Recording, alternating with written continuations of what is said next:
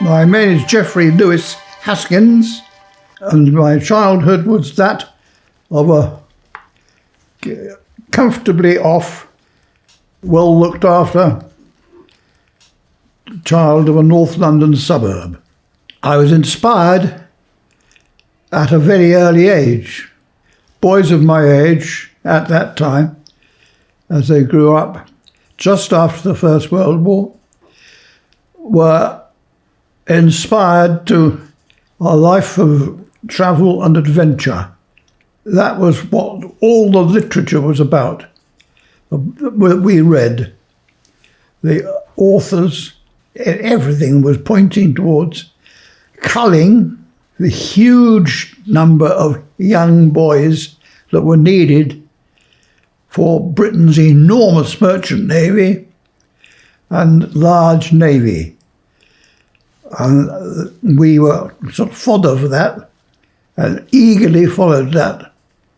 So yes, I knew from a very early age that I wanted to go to sea. I ended up in the Navy on a temporary basis as a midshipman after I'd finished in the training ship. I was doing exactly what I wanted to do, what I planned to do. I had begun my life of adventure and travel. I was in the right place at the time. I was having completed my training at the Royal Naval College, Greenwich, where we were taught to eat properly with a knife and fork and behave ourselves. Having, I may say, been on arrival at Greenwich, we were issued with our call-up papers for the mines. We would be dry if we misbehaved ourselves, if we didn't meet up with the standards in any way. We were down the mines, Bivin boys. Okay, so that was the threat. It actually happened to two of them. There we are. So we had to learn quite a lot and get familiar with that. So at the end of that time, we were all sent down to Chatham to do a gunnery course, which prepared us to be ready to go to sea. And we were sent home to await an appointment. When it came, I was appointed to HMS Emerald. And that was the beginning of my association with the Emerald, which lasted for many, many years, but began with getting ready for what was called in those days the Second Front. To know where it was, but there would be an invasion of France, and we would be involved. So I arrived on board the Emerald, having been instructed to join her in Scotland at Greenock, and I arrived on board, and my life in the Emerald began. And it lasted until after D-Day. But there we are. That's how it began. So my involvement with D-Day began with being sent over to collect this package from the Belfast. And I can remember climbing up the ladder there, being given the package, all sealed and addressed to the commanding officer of the Emerald. And I got back, handed in. I never knew what was in that package. I could only surmise that it was our orders for the invasion. Now there I was, being taught how to communicate, all the codes and whatever. And we got proficient, and then it was deemed that at a certain date we would sail, and we didn't know where we were going to sail. Could have been Timbuktu, but had a good idea. Well, this is a story I've often told.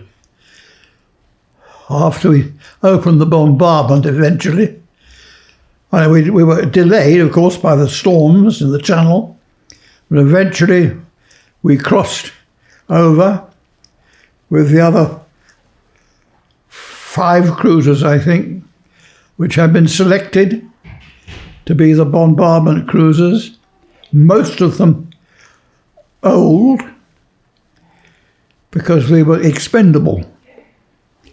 They weren't going to risk nice, comfortable new one. And the Belfast was expendable at that stage because she had broken her back. That is, plates in her bottom. Eventually, we sailed down inline and deployed to our bombardment stations, which we then knew where to go.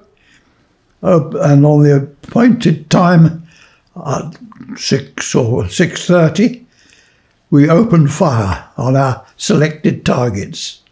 And I was in contact with a spotting aircraft.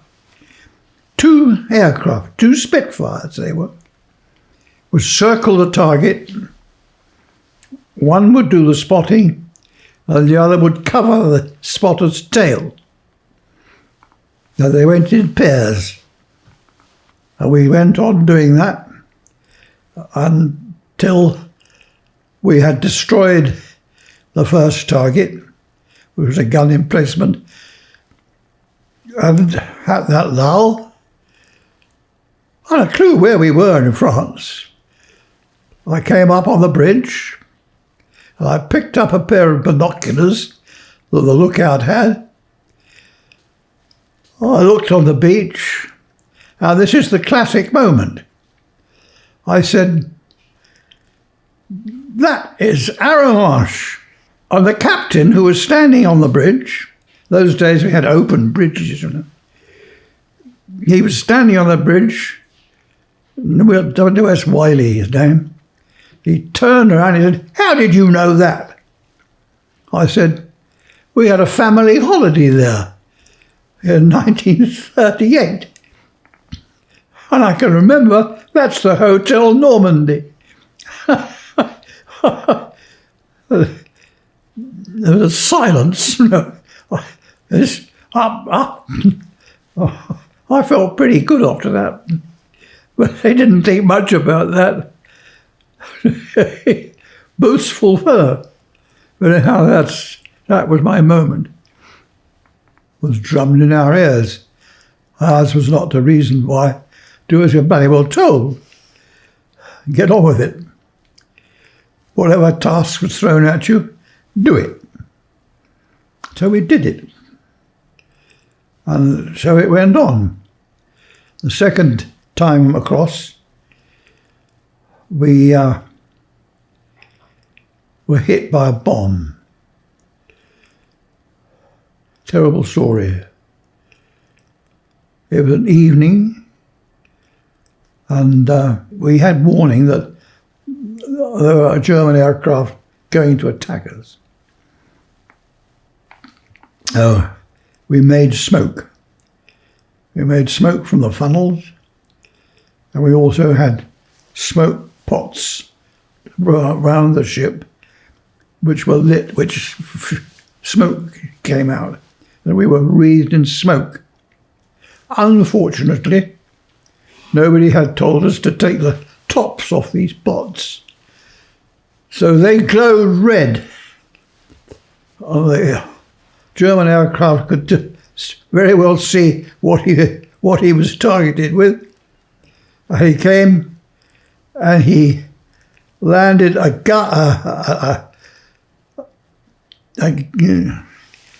it was an early guided missile. They had a wire down on the bomb, and it hit the where our aircraft would have been. We had normally carried an aircraft, but not now. And it bounced over the side, on the starboard side, and it blew out the fuel tank that supplied the bakery. So the bakery was down.